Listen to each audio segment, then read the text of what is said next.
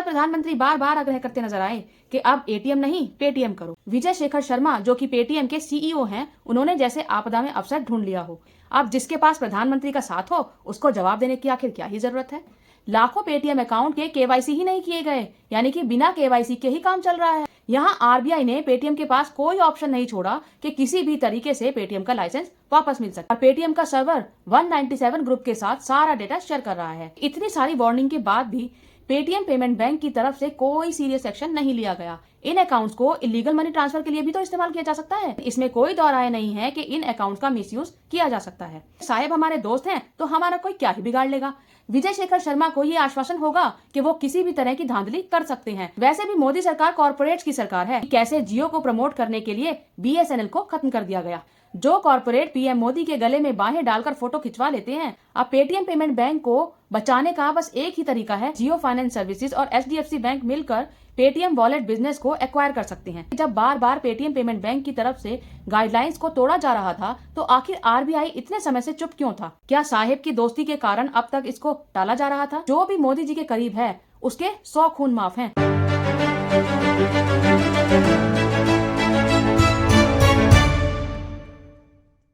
Hello and welcome दोस्तों, मैं हूं वंदना और आप देख रहे हैं लीगल चॉइस। दोस्तों 8 नवंबर 2016 को जब नोटबंदी हुई तो उसके 2 दिन बाद यानी कि 10 नवंबर को अखबारों के फ्रंट पेज पर एक एड छपता है जिसमें प्रधानमंत्री मोदी है और इसमें लिखा है कि अब एटीएम नहीं पेटीएम करो।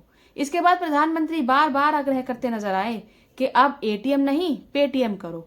नोटबंदी से परेशान जनता ने ये बात मानी भी और धड़ल्ले से पेटीएम का प्रयोग होने लगा।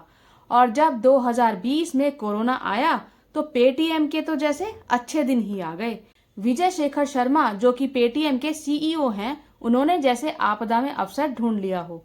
ऐसा सुनहरा अवसर जिसमें पेटीएम 8 नवंबर 2021 में आईपीओ लाता है। आईपीओ मतलब इनिशियल पब्लिक ऑफरिंग, जिसे हम शेयर्स भी कहते हैं। और शेयर की प्राइस रेंज थी 2080 से लेकर 2150 तक। और शेयर के इस प्राइस पर विजय शेखर शर्मा की कोई जवाबदेही नहीं थी। अब जिसके पास प्रधानमंत्री का साथ हो उसको जवाब देने की आखिर क्या ही जरूरत है। लोगों ने पेटीएम में पागलों की तरह इन्वेस्ट किया। कुल 18,300 करोड़ पब्लिक इशू ओपन हुए। ये कॉर्पोरेट हिस्ट्री में लार्जेस्ट पब्लिक इशू था। लेकिन अब पेटीएम पेमेंट बैंक पर आरबीआई ने फंदा कस दिया है और इस फंदे का खतरा पेटीएम पर भी मंडरा रहा है।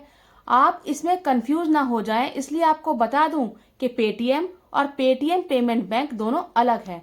आरबीआई ने जो रिस्ट्रिक्शन लगाई है वो पेटीएम पेमेंट बैंक और पेटीएम वॉलेट पर लगाई है। अगर आपका पेटीएम किसी और बैंक अकाउंट से लिंक्ड है तो आप उसके थ्रू ट्रांजैक्शन कर सकते हैं। पहले जानते हैं कि आखिर क्या कारण है जो आरबीआई ने ऐसा कदम उठाया। इसके कई कारण हैं, जैसे पेटीएम में कुल 35 करोड़ पेटीएम वॉलेट हैं, जिसमें से 31 करोड़ इनऑपरेटिव हैं, यानी कि बंद पड़े हैं। सिंगल पैन कार्ड से कहीं 100 तो कहीं हजारों की संख्या में अकाउंट लिंक्ड हैं, यानी कि एक ही पैन कार्ड से हजारों अकाउंट चल रहे हैं। लाखों पेटीएम अकाउंट के केवाईसी ही नहीं किए गए, यानी कि बिना केवाईसी के ही काम चल रहा है, जो कि बैंकिंग के रूल्स का वायलेशन है। केवाईसी मनी लॉन्ड्रिंग रूल्स का भी वायलेशन हुआ था।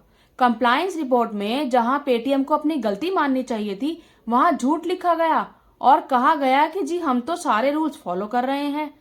किसी भी बैंक को कुछ बेसिक नॉर्म्स को फॉलो करना पड़ता है क्योंकि आखिरकार उसमें जनता का पैसा जो लगा होता है। लेकिन यहाँ पेटीएम बैंक विजय शेखर शर्मा की दूसरी फाइनेंशियल और नॉन फाइनेंशियल कंपनी से इतना ज्यादा मिला हुआ है कि बैंक को मिलने वाले लाइसेंस का वायलेशन हो रहा था। और आखिरकार 31 जनवरी को आरबीआई ने नोटिस जारी किया जिसमें ये कहा गया कि पेटीएम पेमेंट बैंक अब नए कस्टमर को नहीं ले सकता और 29 फरवरी के बाद ना ही डिपॉजिट कर सकता है, ना कोई क्रेडिट ट्रांजैक्शन और ना ही टॉप अप कर सकता है। यहाँ आरबीआई ने पेटीएम के पास कोई ऑप्शन नहीं छोड़ा कि किसी भी तरीके से पेटीएम का लाइसेंस वापस मिल सके। अब आरबीआई ने इतना बड़ा डिसीजन एक रात में नहीं लिया। इससे पहले भी आरबीआई ने बार बार पेटीएम को वार्न किया, लेकिन विजय शेखर शर्मा ने इसको सीरियसली नहीं लिया। आरबीआई ने सबसे पहले पेटीएम पेमेंट बैंक को जून 2018 को कहा था कि आप लाइसेंस की कंडीशंस को वायलेट कर रहे हो, केवाईसी की गाइडलाइंस को भी फॉलो नहीं कर रहे हो, इसलिए हम आपको नए अकाउंट्स खोलने से रोक रहे हैं। इस पर पेटीएम ने कहा होगा कि अब से हम सारे रूल्स और गाइडलाइंस को फॉलो करेंगे, हमें एक चांस दीजिए। तब जाकर दिसंबर 2018 में ये बैन हट गया। इसके बाद अक्टूबर 2021 में आरबीआई ने पाया कि पेटीएम ने आरबीआई में ही गलत इन्फॉर्मेशन दे दी। तब आरबीआई ने 1 करोड़ की पेनल्टी पेटीएम पर लगा दी थी। मार्च 2022 में इन्वेस्टिगेशन में सामने आया कि यहाँ तो भैया लैप्सिस ऑफ टेक्नोलॉजी है। साइबर सिक्योरिटी और केवाईसी के एंटी मनी लॉन्ड्रिंग कंप्लायंस पूरे ही नहीं किए गए हैं और पेटीएम का सर्वर 197 ग्रुप के साथ सारा डेटा शेयर कर रहा है। इसके बाद फिर से आरबीआई ने सुपरवाइजरी रिस्ट्रिक्शन लगा दिया, जिसमें ये कहा गया कि बैंक नए कस्टमर नहीं बना सकता और कहा गया कि आपके सिस्टम का पूरा ऑडिट किया जाएगा, जिसके लिए एक ऑडिट फर्म बनाया जाएगा। इसके बाद अक्टूबर 2023 में ऑडिट रिपोर्ट आई तो आरबीआई ने पाया कि इतनी सारी वार्निंग के बाद भी, इतना ऑडिट करने के बाद भी, इतना फाइन लगाने के बाद भी पेटीएम पेमेंट बैंक की तरफ से कोई सीरियस एक्शन नहीं लिया गया। तब भी आरबीआई ने 5.39 करोड़ की पेनल्टी पेटीएम पेमेंट बैंक पर लगा दी थी और अब लाखों कस्टमर का केवाईसी अप्रूव नहीं है, पैन वैलिडेशन फेल हो जाता है। हजारों अकाउंट ऐसे हैं जिनका पैन वैलिडेशन एक ही है और कुछ पैन नंबर से तो हजारों अकाउंट लिंक्ड हैं। पेटीएम से करोड़ों रुपयों का आदान प्रदान हो रहा है, जिसमें मनी लॉन्ड्रिंग कंसर्न भी सामने आया है। आरबीआई का कहना है कि आखिर इतने करोड़ों रुपए का लेन देन पेटीएम पेमेंट बैंक से क्यों हो रहा है। High number of dormant account है, यानी कि इनएक्टिव अकाउंट जिसमें कोई ट्रांजैक्शन हुआ ही नहीं है। इन अकाउंट्स को इलीगल मनी ट्रांसफर के लिए भी तो इस्तेमाल किया जा सकता है। पेटीएम पर 35 करोड़ पेटीएम वॉलेट हैं, जिसमें 31 करोड़ इनएक्टिव हैं। हालांकि सरकार ने कहा है कि ये प्रूव नहीं हुआ है कि इसमें पेटीएम के ऑनर शामिल हैं, लेकिन इसमें कोई दो राय नहीं है कि इन अकाउंट्स का मिसयूज किया जा सकता है। इसके अलावा विजय शेखर शर्मा की जो दूसरी फाइनेंशियल और नॉन फाइनेंशियल कंपनीज है, उनके साथ डेटा शेयर हो रहा है। ह्यूमन रिसोर्स और सर्वर भी शेयर हो रहा है। ऐसा किसी भी बैंक को अलाउड नहीं होता और तब जाकर आरबीआई ने 31 जनवरी 2024 को पेटीएम पेमेंट बैंक पर पूरी तरह से रिस्ट्रिक्शन लगा दिया। यहाँ सोचने वाली बात यह है कि इतनी सारी वार्निंग्स और पेनल्टी के बाद भी पेटीएम के ऑनर ने इसको सीरियसली क्यों नहीं लिया। शायद सोचा होगा कि साहब हमारे दोस्त हैं तो हमारा कोई क्या ही बिगाड़ लेगा। विजय शेखर शर्मा को ये आश्वासन होगा कि वो किसी भी तरह की धांधली कर सकते हैं, कोई उनका कुछ नहीं बिगाड़ सकता। इसको ही गॉड सिंड्रोम कहते हैं। वैसे भी मोदी सरकार कॉरपोरेट्स की सरकार है। अडानी के बारे में भला किसी से छिपा तो नहीं है। अंबानी को भी सब जानते हैं कि कैसे जियो को प्रमोट करने के लिए बीएसएनएल को खत्म कर दिया गया, और वो भी तो कॉरपोरेट्स ही थे जो देश का पैसा लूटकर देश छोड़कर भाग गए।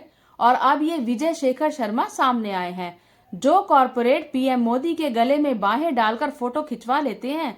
वहां ईडी, सीबीआई जैसी एजेंसी तब तक एक्शन नहीं लेती जब तक बात हाथ से ना निकल जाए। यहाँ ध्यान देने वाली बात यह है कि जब इन कॉरपोरेट्स के ऊपर कोई मुद्दा उठता है तो ये देश का नाम लेकर तिरंगे के पीछे छिप जाते हैं। यही विजय शेखर शर्मा ने भी किया। इनका अपने यूजर से कहना है, your favourite app is working, will keep working beyond 29 February as usual. I with every Paytm team member salute you for your relentless support for every challenge. There is a solution and we are sincerely committed to serve our nation in full compliance. अरे RBI को ही सर्व कर लेते भैया, nation को तो बाद में सर्व करते। अब ये जो 29 फरवरी की डेट दी गई है वो इसलिए दी गई है ताकि लोग पैनिक ना हो जाए कि उनका पैसा डूब जाएगा। जो डिपॉजिटर हैं वो अपना पैसा या तो इस्तेमाल कर ले या फिर उसको निकाल ले। और पेटीएम वॉलेट की बात करें तो वॉलेट में जो पैसे हैं उसको यूज तो कर सकते हैं, लेकिन 29 फरवरी के बाद उसमें पैसा ऐड नहीं कर सकते हैं। 29 फरवरी के बाद वॉलेट भी बंद हो जाएगा। बस पेटीएम से किसी और बैंक के थ्रू यूपीआई ट्रांजैक्शन हो सकती है। दिसंबर 2023 तक पेटीएम के पास 3.93 करोड़ मर्चेंट थे। मर्चेंट जैसे कि दुकानदार वगैरह जो पेटीएम के थ्रू पेमेंट लेते हैं। जो आप सुनते हैं ना कि पेटीएम पर इतने पैसे प्राप्त हुए, तो वो पैसा पेटीएम पेमेंट बैंक में जाता है। अब 29 फरवरी तक सारे मर्चेंट अकाउंट्स को स्पॉन्सर्ड बैंक में ट्रांसफर करने पड़ेंगे, या फिर जिन मर्चेंट्स का पैसा पेटीएम पेमेंट बैंक में जाता है उनको दूसरे बैंक में शिफ्ट करना पड़ेगा। बहुत सारे अकाउंट्स हैं और 29 फरवरी अब ज्यादा दूर नहीं है। पेटीएम का मार्केट बहुत बड़ा है और उतना ही बड़ा उसको झटका लगा है। अब पेटीएम पेमेंट बैंक को बचाने का बस एक ही तरीका है कि कोई और बैंक उसको रेस्क्यू कर ले, लेकिन अभी कोई भी बैंक इतना रिस्क लेने को तैयार नहीं है। एसबीआई ने कहा है कि वो पेटीएम के कस्टमर्स को रेस्क्यू करने को तैयार है, लेकिन पेटीएम का कोई रेस्क्यू नहीं है अभी तक। लेकिन यहाँ भी प्रॉब्लम ये है कि अगर कोई बैंक कस्टमर्स को रेस्क्यू करता है तो लाखों कस्टमर्स जिनका केवाईसी नहीं हुआ है उनका केवाईसी भी तो करना पड़ेगा, जो खुद में ही एक बड़ी सरदर्दी है। एक अफवाह ये भी सुनने में आई है कि जियो फाइनेंस सर्विसेज और एचडीएफसी बैंक मिलकर पेटीएम वॉलेट बिजनेस को एक्वायर कर सकते हैं, लेकिन फिलहाल अंबानी ने इस बात से साफ इनकार किया है। अब यहाँ सवाल ये उठता है कि जब बार बार पेटीएम पेमेंट बैंक की तरफ से गाइडलाइंस को तोड़ा जा रहा था तो आखिर आरबीआई इतने समय से चुप क्यों था? सेबी और आरबीआई को जानकारी थी, लेकिन 2 साल से इस पर पर्दा क्यों डाला जा रहा था? क्या साहिब की दोस्ती के कारण अब तक इसको टाला जा रहा था? दोस्तों, आज के समय में एक ऐसा दृष्टिकोण बनाया जा रहा है कि जो भी मोदी जी के करीब है उसके 100 खून माफ हैं, लेकिन अगर आप उनके साथ नहीं हैं तो आपको बख्शा नहीं जाएगा। यही पॉलिटिक्स में भी हो रहा है। किस तरह विपक्ष को लगातार टारगेट किया जा रहा है ये किसी से छिपा नहीं है। ये तानाशाही नहीं है तो और क्या है? आप इस बारे में क्या सोचते हैं? अपनी राय कमेंट बॉक्स में जरूर दीजिएगा। मेरे इस वीडियो को लाइक कीजिएगा, शेयर कीजिएगा और मेरे चैनल को सब्सक्राइब जरूर कीजिएगा। जय हिंद, जय भारत।